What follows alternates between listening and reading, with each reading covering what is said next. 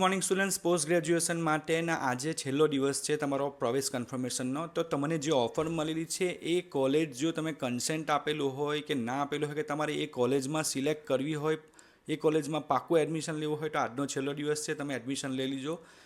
ત્યાં જવું પડશે તમારે કોલેજ પર જઈને ડોક્યુમેન્ટ વેરિફિકેશન કરવા પડશે, ફીસ ભરવી પડશે અને ઓટીપીથી તમારો પ્રવેશ કન્ફર્મ કરવો પડશે. ત્યાં સુધી તમારો પ્રવેશ કન્ફર્મ નહીં થાય. તમને કેટલા સ્ટુડન્ટ માટે એમ જ છે કે મેં કોલેજ મને ઓફર મળેલી છે, મેં પોર્ટલ પર જઈને જીકાસ પર જઈને લોગિન કરીને એક્સેપ્ટ કરી લીધી, કન્ફર્મ કરી લીધું, મારું એડમિશન પાક્કું. પણ એમ નથી, તમારે કોલેજમાં જવું પડશે. ત્યાં જઈને જ તમે ઓટીપીથી વેરિફિકેશન કરાવીને કોલેજ કન્ફર્મ કરી શકશો, બાકી તમારું એડમિશન કેન્સલ થશે.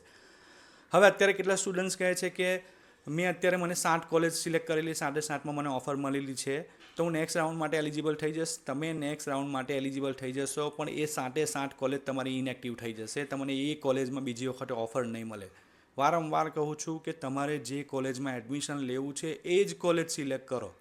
એના સિવાયની વગર કામની વધારાની કોલેજ સિલેક્ટ કરવાની જરૂર નથી. પછી પાછળથી કહે છે કે મારે આ કોલેજમાં મને ઓફર મળી છે, મારે અહીંયા નથી જવું, તો પછી તમે સિલેક્ટ જ શું કામ કરી? એટલે કોલેજ સિલેક્ટ કરતાં પહેલાં અને કન્ફર્મ કરતાં પહેલાં 10 વખત વિચારજો. ના ખબર પડે તો કમેન્ટ કરજો.